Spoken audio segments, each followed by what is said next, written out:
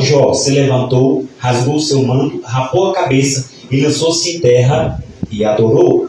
Então Jó lançou-se em terra e o que, igreja? Adorou. E disse: nu saí do ventre da minha mãe e nu voltarei. O Senhor o deu, o Senhor o tomou. Bendito seja o nome. Em tudo isso Jó não pecou nem atribuiu a Deus falta alguma. Amém? Lucas 22, versículo 42. Dois textos bem conhecidos do povo de Deus. Glória a Deus. Deixa eu ver se essa caixa está sendo som aí atrás, irmão. Os irmãos estão vendo bem aí? Glória a Deus. Quem achou? Lucas 22, verso 42. Que dizem assim, dizendo: Pai, se queres, passa de mim esse cálice. Contudo, não se faça a minha vontade, e sim a tua vontade. Diga assim: Senhor, que seja feita a tua vontade, não a minha. Amém? Pode sentar dando glória ao nome de Jesus, que é fiel. Amém? Irmãos, o Senhor colocou no meu coração um tema nessa palavra de hoje.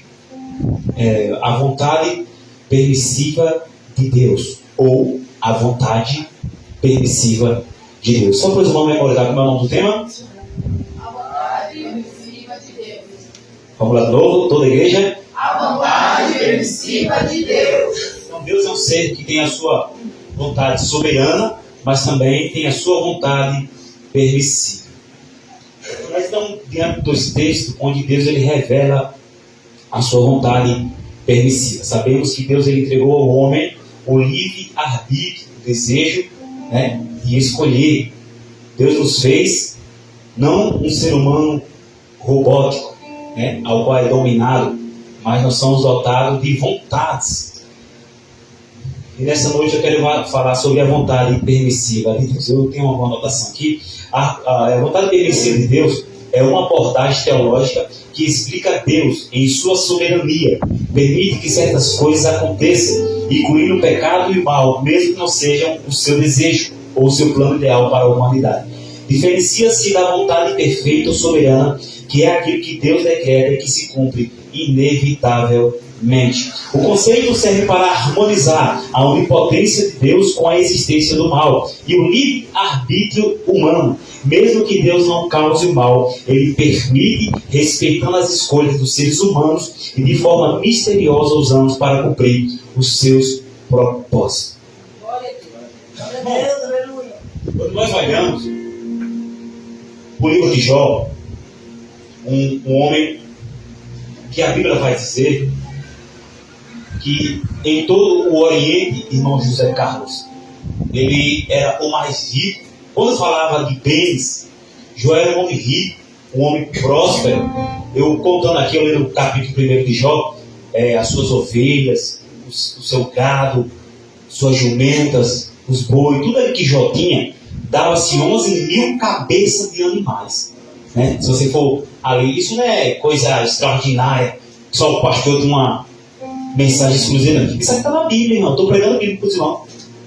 Então Jó tinha, eu só tive tempo de contar, 11 mil cabeças de animais, e muitos eram as pessoas ao serviço desse homem, a ponto de a Bíblia dizer que esse homem era o mais rico do Oriente, naquela região. Para chegar aonde eu quero, dentro da vontade permissiva de Deus, eu preciso lhe contar isso. O homem que sacrificava a Deus, o homem reto, o homem temente, o homem que se desviava do mal. Então olha Jó, o homem abençoado, o homem próspero, tinha tudo o que queria, tinha homens a seu serviço. A Bíblia diz que Jó tinha 7 filhos homens e 3 filhos mulheres. Então, um homem completo, um homem casado, um pai de família, eu já cuido da família. E em tudo Jó era praticamente perfeito no pecado. Talvez os meus filhos, quando eles se reuniam, porque a Bíblia vai dizer que em cada dia os filhos de Jó se reuniam em uma casa diferente para fazer banquete. Hoje, se fosse hoje, era para fazer um churrasco. Quem sabe não tinha um churrasquinho ali com o filho de Jó, né? Então Jó era um homem extremamente, irmão, João Filho, preocupado com a sua família. Veja que Jó, ele está rodeado de 11 mil cabeças de animais, aquele capítulo 1 fala. Além de ele estar rodeado por essa fartura, né, em questões de animais, porque a gente sabe.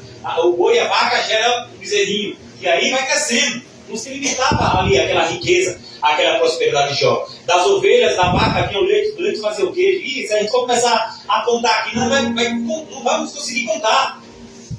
É a riqueza de Jó. E Jó não só pela sua riqueza, mas o principal Jó ele tinha. Primeiro, Jó era um homem de qualidade diante de Deus. Era um homem reto, íntegro, temente a Deus e que se desviava do mal. Jó era abençoado, Jó era certo com Deus, e além de Jó ser abençoado, além de Jó ter uma vida de intimidade com Deus, ele cuidava da sua família, porque o texto vai dizer que ele sacrificava. Ele dizia: vou sacrificar ao Senhor, talvez os meus filhos, nessa junta, nesse momento que eles estão juntos, nessas confissões deles, talvez eles pecaram contra o Senhor, eles pecavam contra o Senhor. Então Jó, ele fazia sacrifício, ele queimava holocausto a Deus pela vida da sua família. Só que, irmão, diante de tudo isso, para nós começar a entender a vontade permissiva de Deus, nós precisamos entender: se Jó é um homem extremamente abençoado, Deus está cumprindo a sua vontade na vida de Jó, Deus está permitindo Jó ser um homem próspero, Jó é um homem íntegro, temente a Deus, se desvia do mal, Jó ainda se preocupa com a sua família. Como pode tudo isso acontecer na vida de Jó? Tudo isso que lhe aconteceu, o texto vai dizer que os caldeus e outro grupo de pessoas que agora me falha a memória, tomaram o que era de Jó, vieram e tomaram a força, mataram alguns dos servos e levaram os seus bois, suas ovelhas, tudo aquilo que Jó tinha. Como que pode? Um homem tão próspero, tinha muita gente ao seu serviço, os filhos de Jó estavam reunidos. Isso deu um vento sobre a casa, e a casa foi invadida, e todos os filhos de Jó morreram. Como que pode alguém que se julga tão bom, reto, íntegro, temente a Deus, agora está passando de ser rico a ser pobre, de ter uma família bonita, e em um só momento o texto vai dizer que morre todos os 10 filhos de Jó.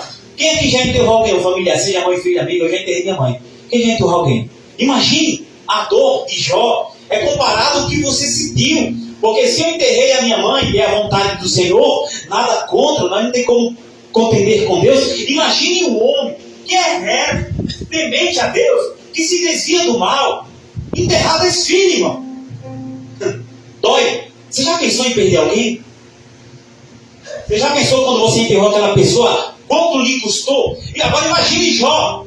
Jó poderia questionar a Deus, porque ele era reto, íntegro, temente a Deus e se desviava do... Então Jó tinha tudo para questionar a Deus, até o capítulo 2. Só que nesse texto é onde eu quero te mostrar que por mais que nós fazemos a obra do Senhor, que por mais que nós estejamos dedicados, por mais que nós estejamos debaixo de oração, debaixo de uma liderança em uma igreja, aqui nesse espaço geográfico, e uma igreja espiritual, nós não estamos, irmãos, exemplo da vontade permissiva de Deus. Porque esse homem, ele tinha tudo para retrucar nesse momento. Que é isso, Deus? Levaram as minhas 11 mil cabeças de animais. Meus filhos deu um vento e morreram. Eu tinha muitos servos a meu serviço e todos estão mortos. Então, já tinha tudo para questionar. Porque quando nós estamos vivendo um cenário parecido com esse de Jó, o primeiro ponto que nós pensamos é em desistir, é em parar, é murmurar contra Deus. Só que esse homem, ele podia fazer isso, porque o texto não fala que Jó tinha pecado. O texto não fala que Jó era um homem de bagunça, que Jó era um homem que não ligava para a família, mas Jó era um homem equilibrado. Mesmo Jó sendo equilibrado, mesmo Jó caindo na vontade permissiva de Deus, Jó ele não peca com a sua boca. O texto vai dizer que então Jó se levantou, rasgou o seu manto, rapou a cabeça e se lançou em terra. Quando Jó recebe essa notícia, imagina o coração de Jó. A notícia vem de repente. E quando essa notícia vem, Jó não pensa em nada. A Bíblia diz que ele se levanta, raspa a sua cabeça. Não sei por que ele raspou a cabeça, ou que ele achou assim tão rápido para raspar, mas ele raspou a cabeça e se lançou em terra.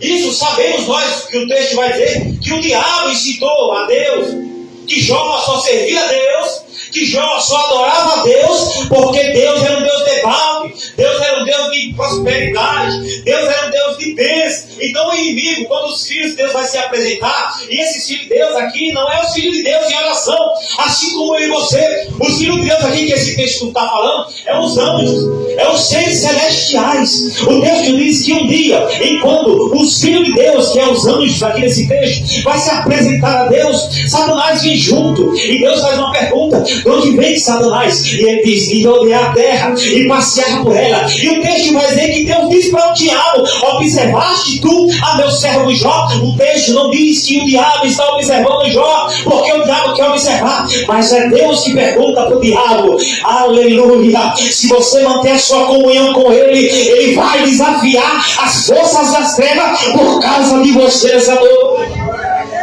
Deus quer olhar para você e quer comprar briga por você. Deus quer olhar para você e dizer: tu é reto, tu é ímpio, tu é temente, eu compro briga por causa do ministério dele.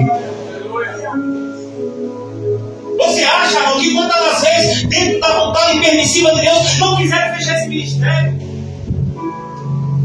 E olha a Deus e dizer: tá vendo, Satanás? Ele é fraco, mas não desiste. A minha vontade, irmão José Galera, irmão José Carlos, era tirar o pé, jogar a toalha, fechar a porta.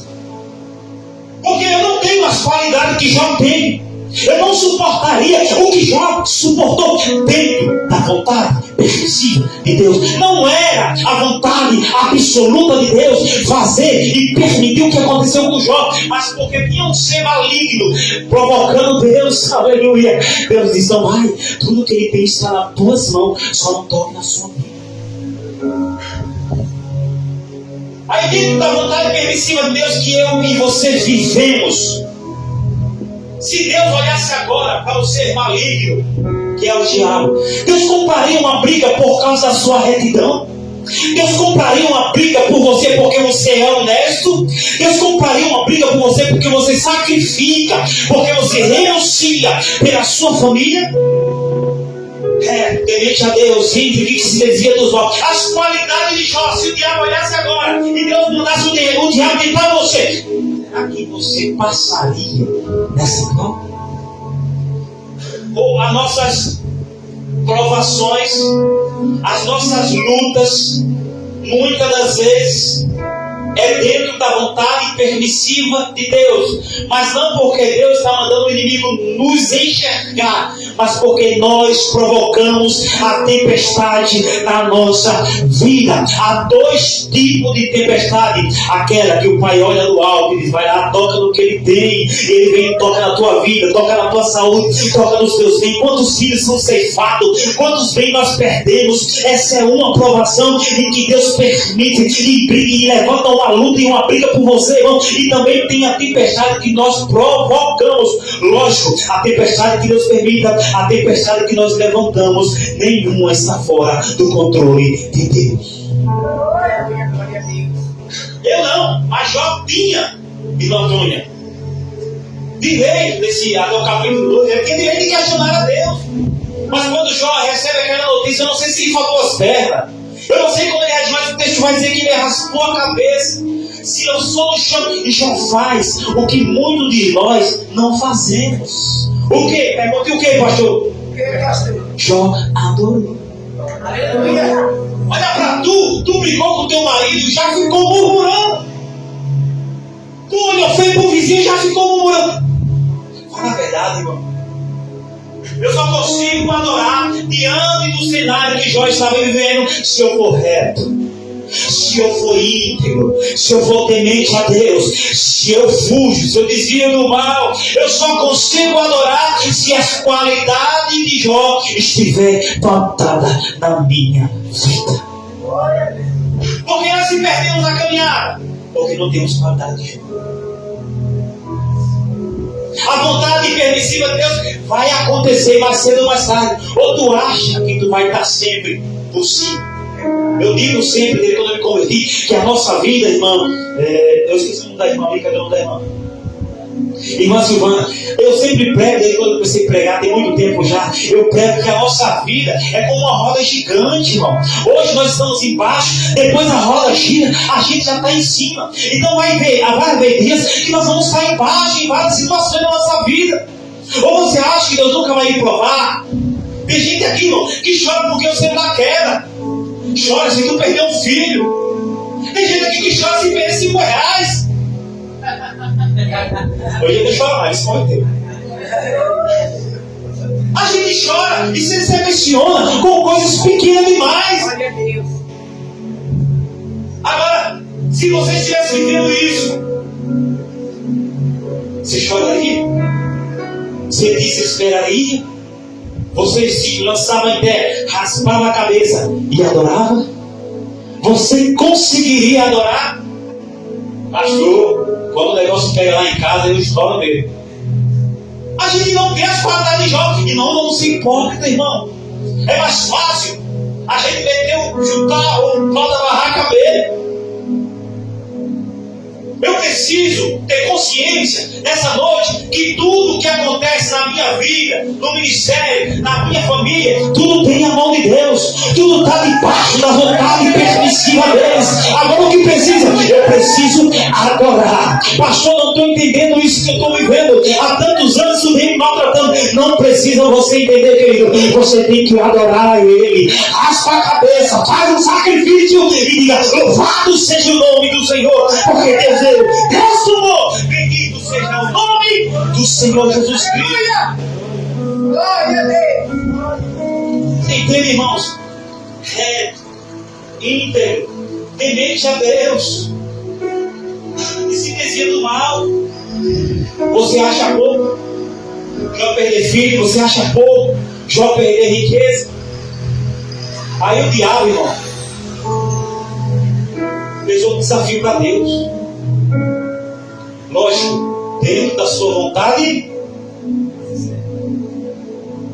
pele por pele, e tudo que o homem tem dará pela sua.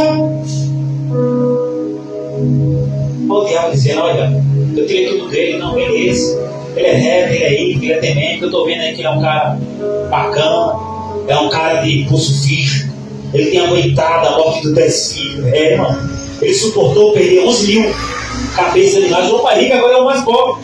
O homem mais rico, mais respeitado no Oriente, é o homem mais pobre, mais humilhado. Quem olha para Jó, a Bíblia diz que o texto mais na frente dos capítulos, os amigos de Jó, quando chegaram perto de Jó, não conheceram Jó. Olha, irmão, foi pouco perder os bens materiais. Você acha que ele era tora, irmão? A gente vai ficar bravo. Sai aquela cabecinha de dentro da chinança. É o cão. É não, irmão. Só sair, bota um novo, não é o diabo, não. É você cumprir isso, vai marcar. Agora o diabo espera que o pé, tudo que o homem tem, vai dar. Eu só vi. Aí o diabo veio e fere a Jó. O texto diz que foi o diabo que feriu a Jó dentro da vontade permissiva de Deus. O diabo não toca em você. Pastor, eu vou dizer aqui nessa noite algo sério, irmãos. Pode acreditar. Eu já vivi enfermidade. Eu já vi pessoas viverem enfermidade. Não é o diabo que coloca enfermidade em você. O diabo só coloca algo em você se o Deus eterno permitir. E se Deus colocou e permitiu algo, eu tenho certeza que quando você começar a adorar, aleluia, quando você começar a adorar, porque eu sou testemunho disso, a irmã é testemunho disso, a irmã é testemunho disso, quando nós vamos adorando, a gente não entende os planos de Deus, a sua vontade permissiva, o mundo desabou, a saúde acabou, mas quando nós estamos adorando, em meio aos pó, em meio à cinza, aleluia, você pode até estar doente com a perfeição de Deus, Deus, mas é para que a glória de Deus se manifeste na tua vida. É para que a glória da segunda casa seja maior do que a da primeira. Eu profetizo nessa noite, irmão, sobre a tua vida. Nada que Deus permitiu foi para você morrer, foi para o nome dele ser glorificado na tua vida. Olha para cá, irmãos. Diga assim comigo: graças a Deus, eu estou vivo. Jó está dizendo: eu perdi minha família, mas estou vivo. Eu perdi meus bens, mas estou vivo. O meu corpo está inchado, está na pele viva, mas me restou um caquinho. E se ficar só um caco na sua mão? Vai pegar o caco, vai pisar, vai amassar, vai descartar. Porque o escape de Jó, irmão, era o caco. Você já viu alguém que está doente? Ele não acredita mais em nada. Ele desacredita de tudo. Tem pessoas que estão doentes: chegou a minha vez, chegou a minha hora, eu preciso me conformar com isso.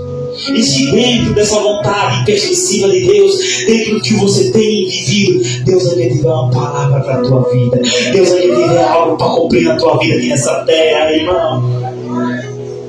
É preciso adorar Ele em meio às barreiras que você tem vivido, aleluia. Irmão, se Deus permitiu ter só um caquinho na sua mão, aleluia, Jó se raspava com o caquinho. Eu imagino Jó chorando com aquele caco e declarando: Senhor, se eu partir, eu sei que eu vou estar contigo, irmão, porque tudo aqui que nós vivemos é passageiro. As coisas aqui nesse plano é limitado, mas nós temos que estar preparados, porque se o Deus de Jó nos chamar essa noite, nós temos certeza da nossa salvação, aleluia. Enquanto isso, pastor, o que é que eu faço? Enquanto você tem seu vida aqui na terra, pega o caquinho, meu filho, e vai se raspar. Nós não conhecemos, irmão, mas muitas das vezes no nosso emprego, no nosso ministério, na nossa vizinhança, tem pessoas doentes. E eu desejo essa noite aqui, Deus que use para você levar um caquinho para ela. Aleluia. É para você chegar para dizer: meu amigo, minha amiga, aqui tem esperança. O Jesus que eu sei, ele tem um caquinho para você se raspar. Só sabe o que passa, irmão. Talvez você esteja ouvindo aqui essa mensagem, você não dê muito crédito, porque você não está como o Jó estava. Só sabe que ele viveu. Só sabe que acompanhou uma pessoa nos seus estágios finais na beira do hospital. Conheço um casal aí perto do meu emprego, o senhorzinho que mora próximo da sua casa é aqui assim, no final da esquina, do outro lado, o senhorzinho vai ver, não sei se ele já faleceu. Faleceu, né? Nunca deu bom dia, nunca falou com a gente, o tempo todo o caquinho estava na minha mão. Não que eu não quisesse dar um caquinho para ele, pregar para ele. A esposa dele nunca falou comigo, nunca quis fazer amizade com os crentes. Aí já perto do estágio final do câncer dele, a esposa dele me encontrou na rua e disse: você é pastor? Olha, irmão, olha a responsabilidade de um homem de Deus. Eu disse: olha para o fulano que ele está internado e eu acho que de lá ele não sai. Essa é a mensagem do mundo. O mundo cela o seu final. O mundo põe um ponto final. Mas aqui nessa noite tem homens e mulheres que tem um caquinho na mão para emprestar para alguém. Aleluia. E preste esse carro para alguém. Diz para ele que Jesus ressuscitou a Lázaro depois de 4 dias, porque já estava fedendo. Diz para ele que ele ressuscitou o filho da viúva. Irmão, pega esse carro que está na tua mão e prega para alguém. Não desiste, meu filho. Acredita, se joga no chão, raspa a cabeça e declara: Senhor, se eu partir, porque foi a tua vontade. Mas se o Senhor quiser, nessa noite, o Senhor faz a obra na minha vida. Quer saber mais da vontade permissiva de Deus? A minha mãe, com problema de enfermidade, veio no coração entupida. Eu tinha um caquinho, eu era novo convertido. Eu disse: mãe, aceita Jesus. 55 anos de idade. Eu disse: mãe, eu não falava tão bem como eu falo hoje, mas nas minhas palavras, eu não convertido, eu não entendia de evangelho. Eu disse: mãe, aceita Jesus. A senhora vai fazer a cirurgia. Para de fumar, mãe. E eu tinha um caquinho para ela, mas a minha mãe não entendia, não aceitou o caquinho. O caquinho é a última esperança. O caquinho é uma palavra lá no fim do túnel, quando todo mundo diz: é o fim. Aí Jesus diz: calma, meu servo está chegando com o caquinho. Pega o caco, é a sua única oportunidade. Se raspa, porque daqui de cima quem vai quando sou eu. Nas minhas palavras, se eu desenhando no bode caquinho a minha conversa com ela, ela disse: quando eu voltar eu pego o caquinho. Quando eu voltar, eu aceito esse Jesus. Meu pai recém-convertido, ela não pegou o caquinho. Ela não pegou aquela oportunidade de entregar sua alma para Jesus. Passou 3 dias internada, marcaram a cirurgia, fizeram a cirurgia. Foi 6 a 7 horas de cirurgia. Tiraram o veia da perna, colocaram o veia no coração. Quando estava 2 dias na UTI, que estava para sair da UTI, a operação foi na sexta-feira. Sábado estava correndo bem, estava na UTI. Quando foi domingo pela manhã, o telefone toca. Seu Luiz, que tem um nome no cadastro de Vanessa, vocês conseguem vir aqui no hospital? E se tivesse pegado o caquinho? Talvez o caquinho não te livre da morte, mas o caquinho pode te dar vida eterna. O caquinho não vai livrar você da morte, mas o caquinho te dá vida eterna. Esse caquinho, aleluia, representa o nosso Cristo que morreu na cruz do Calvário. O próprio Cristo que passou, eu vejo com você, Lucas 22. Ele também viveu a permissão de Deus. Ele também viveu os planos de Deus para a vida dele. O homem perfeito negou a si mesmo, desceu, nasceu da Virgem Maria. E no capítulo 22 de Lucas ele está dizendo, aleluia, ele orava na madrugada, tinha uma cruz para ele, aleluia. Ele poderia rejeitar aquela cruz, mas o texto vai dizer, aleluia, oh Espírito Santo, ele dizia, todavia, seja feita a tua vontade. Sabe qual é o nosso problema, irmão? Nós conhecemos a palavra, sabemos a verdade e não queremos aceitar a vontade permissiva de Deus. O que você tem passado é muito pequeno, irmão. Tem pessoas, irmãos, que não tiveram a oportunidade de receber um caquinho. Haverá dias nas nossas vidas, vocês são novos, vocês têm muito para viver. Quantas pessoas estão em cima de uma cama, a ferida aberta, o bicho comendo, e tu está aí com saúde, rapaz. Tu poderia estar vivendo algo pior, mas por causa do caquinho que alguém ora por você, porque alguém ora por tu, acha que tu está vivo porque tu é bom. Não, irmão, tu está vivo por causa da misericórdia dele. Tem alguém com o caquinho, meu filho, orando por tu agora, aleluia. Se não fosse essa pessoa jogada no pó, orando por você com o caquinho, tu não estava aqui. Quer conhecer um pouco de sofrimento? Vai no hospital. Vai na ala. Não vai na ala de quem quebrou a perna, não. Que muitas das vezes quem quebrou a perna foi porque estava em rebeldia dele. Vai na ala dos cancerígenos. Vai na ala daqueles que não têm nenhuma esperança. Vai na ala desse povo para você ver. E muitas das vezes estão lá e não tem um caquinho. Nós sabemos o dia da manhã. Nós precisamos viver como João, reto, íntegro, temente a Deus e que se desvia do mal. Ter uma vida voltada para Deus. Porque se amanhã, e isso com certeza um dia vai acontecer, Jesus te recolher, pelo menos você vai ter um caquinho. Mas Senhor, eu tenho aqui o Senhor da promessa. Alguém pregou a palavra para mim. Alguém me ensinou que o Senhor salva. Alguém me ensinou que o Senhor ia voltar. E aquele que estivesse preparado, o Senhor ia levar. Porque a nossa luta nessa noite, irmão, não é para ter carro, não é para ter casa. A nossa luta é pelo bem mais precioso que nós temos. Porque Ele morreu. Porque o texto diz, vale mais uma alma do que o mundo. É preciosa a tua alma, querido. O importante é que a briga nessa noite do diabo não é pelo seu carro, como foi a briga pelos bens materiais de Jó. A briga nessa noite é dizendo assim, ele vai desistir, ele não vai suportar, ela vai parar, a luta está grande, eu vou ganhar a alma dela, vou oferecer riqueza como eu ofereci para Jesus. A briga nessa noite é contra a tua alma. Tem um texto de Jogo. Se hoje pedires a tua alma, para quem será? Nós vivemos debaixo da vontade permissiva de Deus. Pastor, o dente caiu, vontade permissiva de Deus. Pastor, fiquei banguela, perdi todos os dentes. É a vontade soberana, todo mundo perde o dente. Perder dente é comum, é da vida. Ficar banguela é a vontade soberana. É o ciclo da vida. Nascer, crescer, viver, envelhecer. morrer. Nós, enquanto vivemos, estamos debaixo da sua vontade permissiva. Mas um dia vamos partir, porque é a sua vontade soberana. É o ciclo da vida.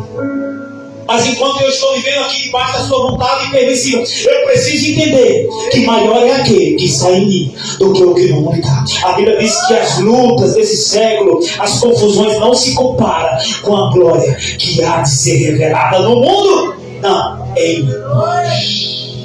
Para nós. O mundo não conhece essa glória que você tem. O mundo não tem o caquinho que você tem. Mas você tem um caquinho essa noite. Pastor, o que eu estou vivendo, eu não estou suportando esse fardo. Suporte. Se humilhe. Você não escutou que Jesus cura? Você não escutou que Jesus liberta?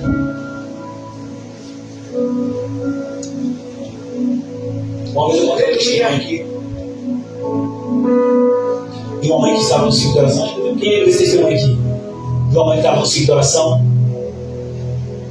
Geralmente essas igrejas grandes têm um ciclo de oração à tarde. 4 filhos. Os filhos com fome, o maiorzinho, entre 9 e 10 anos, tudo pequenininho. A mãe foi para o ciclo de oração orar. O mais velhinho da turma dos 4 fez um suco vermelho achando que era daquele suco antigo. E era veneno. Deu para os filhos. Bebeu também. Os 4 vieram a óbito. Vontade permissiva é as coisas acontecerem. Não como a gente quer, mas como ele permite. A mãe chega, está a polícia, está a ambulância, está o corpo no beiro, aquele alvoroço. O que aconteceu? Os seus filhos vieram a óbito, tomaram veneno. A mãe se desespera, apaga, acorda no hospital. Mas ela tem um caquinho. Ela tem uma esperança dentro dela. Quando ela se acorda, ela volta do hospital, ela fica desesperando para procurar seus filhos e diz: meus filhos não. A história diz que essa mulher entrou no necrotério onde seus filhos estavam, com o caquinho. O caquinho nessa noite representa esperança. O caquinho nessa noite representa mais uma chance. Ela entra no necrotério, não sei como que ela conseguiu entrar, mas a história conta assim.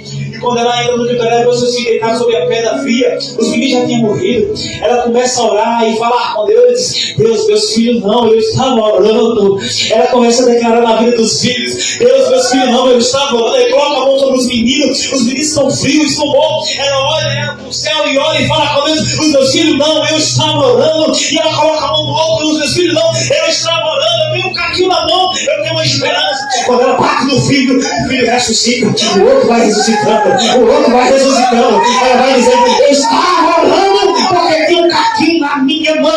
Você não sabe a arma poderosa que você tem, a sua fé. Levante a mão direita de profeta. Tem um caquinho na tua mão, irmão. A esperança para tua casa, levante a mão. A esperança para tua família. Há um caquinho na tua mão. Diga: Senhor, chorando, ainda há esperança para mim. Diga: Deus, faz um milagre em mim.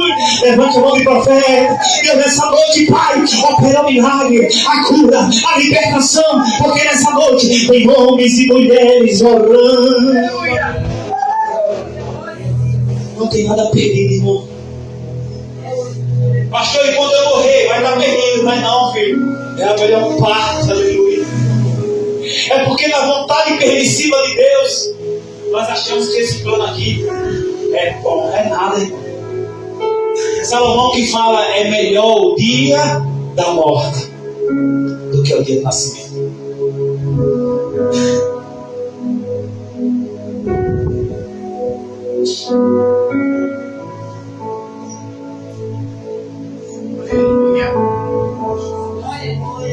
Esse caquinho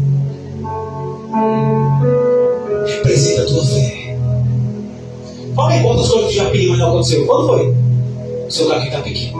Vamos aumentar esse caquinho. A Bíblia diz que aquele que não tem fé peça a Deus que dê, que multiplique a. Jesus castigou o discípulo, a tempestade, o barco afundando. Não tem fé. O problema não é o caquinho que não está fazendo efeito, ou o caquinho está pequeno. A fé está pequena, a oração está pouca, a renúncia é quase nada. Ter uma vida regalada não é a vontade de Deus. Pode até ser permissiva, mas não é a vontade vontade soberana de Deus que você vive. Olha para o irmão que está do lado aí e diga: qual o tamanho está o caquinho? Diga assim para ele: está pequenininho. Você vai entender com a sua vida que o que você está vivendo, dentro do ciclo da sua vida, eu não conheço a sua vida, até os irmãos que estão aqui também, eu não conheço a fundo a vida dos irmãos. Eu conheço o que os irmãos me dizem, os irmãos me contam. Mas você sabe o tamanho do caquinho que está na sua vida. Tem pessoas que têm caquinho que ora e resolve o problema logo. Tem caquinho maior, caquinho menor. Como está o caquinho da sua vida? Está um caquinho desobediente? Está um caquinho revoltado? Jesus não escuta quem é revoltado, quem é ansioso. Para de ser ansioso com esse caquinho, irmão. Não tem fé. Tu crendo dando o impossível, irmão. Nós estamos pregando um Deus vivo, um Deus que cura. Mas o nosso caquinho é pequeno. É difícil pegar por desempregado, ele lá abriu a porta de emprego, porque ele está desempregado. Agora, depois que ele está lá, empregado, é verdade, Deus abriu. Mas antes da porta estar aberta, ele estava murmurando. Quando estamos doentes, alguém de Deus vai te curar. A gente não crê. Agora, depois Deus cura, olha, rapaz, o caquinho tem que ser manifesto antes do milagre. O caquinho é a última esperança para a nossa vida. Jó só tem um caquinho. Jó juntou a sua humilhação. Jó juntou o seu sofrimento. Jó raspou a sua cabeça. Aleluia. E adorou. Aleluia. Irmãos, a nossa adoração tem poder. Depois eu vou pregar sobre adoração. Tem poder extraordinário. Você não sabe a fúria de Satanás quando você começa a adorar. Eu já vou logo dizer, adorar quando tudo vai bem, né? É fácil demais. A despensa cheia de saúde, nada faltando, como diz aqui aquele bispo, nada faltando, nada quebrado, nada fora do lugar. Só as pessoas que ouvem que se conseguem. É muito bom quando tudo vai bem. Mas quando nós adoramos, quando tudo está dando certo, eu imagino, irmão, para finalizar aqui, que é 8h30, Deus olhando para Paulo e Silas. A Bíblia diz que eles tinham sido açoitados, perseguidos, porque eles estavam fazendo a obra. Expulsou o espírito imundo da vida de uma menina da cidade, de certa cidade, me fale o nome. Foram presos, foram açoitados, os pés e as mãos amarrados, seu corpo sangrando. E o texto vai dizer que perto da meia-noite, Paulo e Silas faziam o quê? Faziam o quê, irmãos? Cantavam e oravam. Como adorar? Com a sua vida amarrada. Mas eles adoraram. Então, independente do que eu estou vivendo, se eu consigo ter um coração adorador, ele aumenta o caminho. Glória. Mesmo com os pés, com as mãos presas, sem saída, sem esperança, eu estou lá cantando perto da meia-noite. Eu estou louvando, adorando e orando e falando com Deus. Aí Deus diz: não tem como. Se esses homens estivessem na bonança e cantando, eu até entendia. Mas esses homens estão ferrados. Aí Deus mandou o anjo. Possa ser que seja hoje que Deus mande o anjo tocar em você. Possa ser que seja hoje que Deus mande a transformação na tua casa. E eu finalizo dizendo: qual é o tamanho do seu caquinho? Porque a vontade permissiva de Deus vai ser até você partir, meu querido. Tudo que está acontecendo aqui é Deus no controle. Até o filho passa de mim esse cálice. Jesus, chorando na madrugada, já estava quase sendo preso. Sabia que tinha uma cruz. A vontade permissiva de Deus era moer o seu próprio filho. Isaías fala que ele agradou a Deus em morrer. Se não me falha memória, Isaías 53. Agradou ao Senhor morrer. Então Jesus, do Getsemane, chorando, sozinho, deixou o discípulo de lado. Passa de mim esse cálice. Aí Jesus entende que é a vontade do Pai. Mas se possível não for, faça a sua vontade. Está na hora de você abrir a sua boca e começar a orar diferente. Senhor, eu quero, faz. Aí Deus diz, não é assim não, filho. É a minha vontade. Se eu permitir isso, tu vai ficar debochado. Faz, campanha, oração. Faz, Deus. Não. Tem que ser do meu jeito. Porque quando Deus entrega o caquinho, Ele diz que é do jeito dele. Ter o caquinho não muda muita coisa se não estiver alinhado com a vontade dele. Fé tem que estar alinhado com a obediência. Aleluia. A palavra. A Deus. Você entendeu? Caquinho sem obediência é nada. Agora, irmão, se tiver caquinho, se tiver obediência, se tiver renúncia, se tiver integridade, aleluia, se tiver desviado do mal, aleluia, se ser justo diante dos seus afazeres, aí quando o caquinho vier, vem o caquinho cheio de poder na tua mão, aleluia. Levante a mão, diga: Senhor Jesus, essa noite eu tomo posse dessa vitória.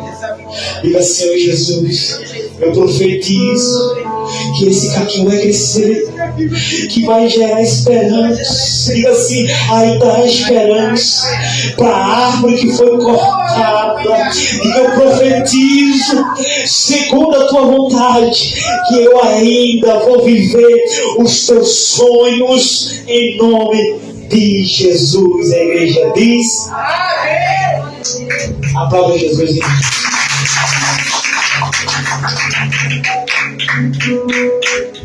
Está encerrado a minha palavra, Senhor, a palavra de Deus, a palavra que Deus colocou no meu coração. Alinha, irmãos, pode ir.